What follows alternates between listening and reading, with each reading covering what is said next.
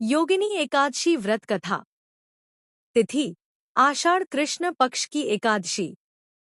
उद्देश्य पापों का नाश, रोगों से मुक्ति, स्वर्ग की प्राप्ति। देवता भगवान विष्णु। व्रत कथा। प्राचीन काल में अलकापुरी नगरी में एक कुबेर नामक राजा राज्य करता था। वह भगवान शंकर का परम भक्त था और नियमित रूप से पूजा करता था। उसकी पूजा में एक माली हेमाली फूल लाकर देता था। हेमाली की पत्नी बहुत सुंदर थी और वह उससे अत्यधिक प्रेम करता था। एक दिन वह पुष्प तोड़कर अपनी पत्नी के पास रुक गया और राजा की पूजा के लिए समय पर फूल नहीं पहुंचा पाया। कुबेर को क्रोध आया। उसने श्राप दिया, हे पापी, तू स्वर्ग से गिरकर कुष्ठ रोगी बनेगा और मृत्युलोक में कष्ट भोगेगा। श्राप के कारण हेमाली धरती पर गिर गया और एक घने जंगल में भटकने लगा। वहां वह भूखा प्यासा पीड़ित अवस्था में कई वर्ष तक कष्ट भोगता रहा। ऋषि मार्कंडेय से भेंट।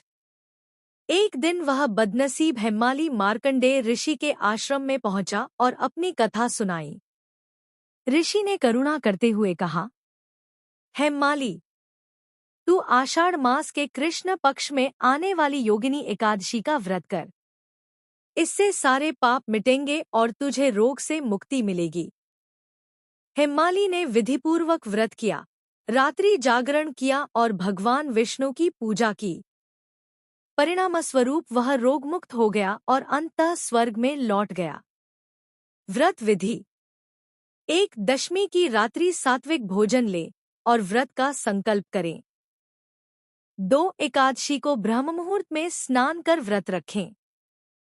3 भगवान विष्णु की पूजा, तुलसी अर्पण, दीपदान करें। 4 पूरे दिन फलाहार करें और रात में जागरण करें। 5 द्वादशी तिथि को ब्राह्मणों को भोजन कराकर व्रत का पारण करें। व्रत का फल। इस व्रत से 88,000 ब्राह्मणों को भोजन कराने के बराबर पुण्य प्राप्त होता है। रोग, दरिद्रता, पाप, कलंक और अशुभ फल दूर होते हैं। अंत में मोक्ष की प्राप्ति होती है।